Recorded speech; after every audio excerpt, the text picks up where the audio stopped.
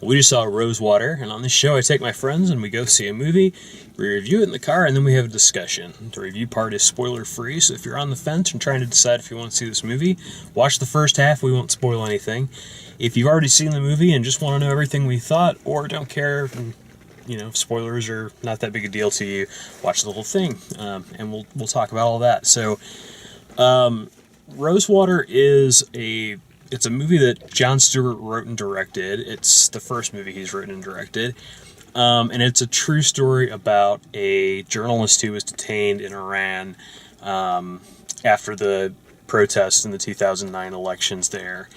It follows the journalist sort of going there, leaving his home in Britain and going to cover the elections and meeting with people there, and he goes and visits his mother who still lives there, and then things kind of take a turn because the government suspects that he is a spy for the US and the CIA and Newsweek, and they bring him in basically under the auspices of you're acting as a spy and an agent, which is a really interesting movie in that, or it makes for an interesting movie because on the one hand it's completely ridiculous to a Western audience. Is of course, the journalist is not the spy. They talk about how The Daily Show is like a CIA-run operation at one point. It's like, why would you have a TV show for spies? Like, why would you do that?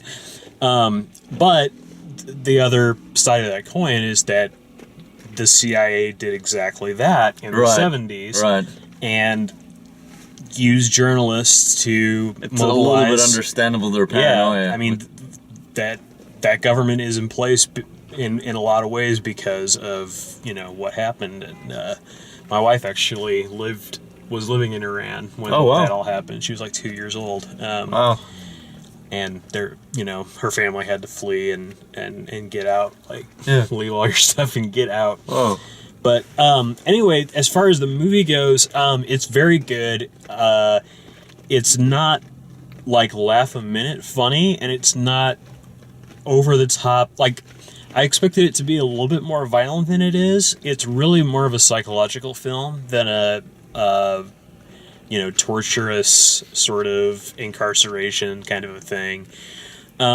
We also saw it with an interview at the end of it. They did a live stream tonight where Jon Stewart and Stephen Colbert and the actual journalist, not the actor that played him, but the actual journalist that was detained, did an interview. And that was really enlightening as well, to kind of flesh it out a little bit more. And yeah, I guess, just as a film, I thought it was really effective at showing you sort of the different shades of what Iran is and what that situation's like and how absurd that can be and serious all at the same time. Yeah, so, there's a lot of nuance to it. It's not like, because the West sees Iran as being, like, they made the point that, we see them as, like, part of the axis of evil and talk like that, and they see America as, like, the great Satan, and the whole West is kind of that, too. Yeah. This was one of those films where it's like, well, here it is. It's the truth's always somewhere in between, and never, there's a lot of young people that are just as, they want freedom and democracy as much as, like, we enjoy it, and there's just, there's a lot going on in a big country like Iran. It's not one monolithic way of thinking. Yeah. It's a lot of people. A lot of good food, too, apparently. Yeah. So, we liked it. Definitely check it out if you get the chance. It's going to be good to see it, I think, anywhere. If you don't get to see it until it comes out, in home video format, that's probably fine.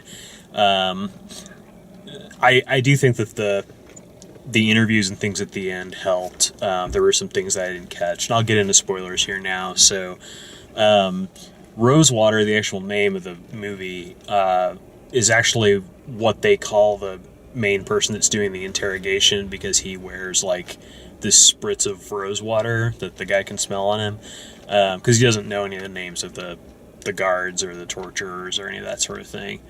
And the end of the movie is, they basically figure out where all these satellites were that the the protesters had put together, and they're smashing them. And there's this kid just sort of watching through a window, filming it with a cell phone camera. Yeah, that you know is going to go up on YouTube. Yeah, and it's just sort of... You can't really quell. It's like the V for Vendetta thing. You can't really crush an idea. It'll just kind of... Yeah, it's demonstrating the futility of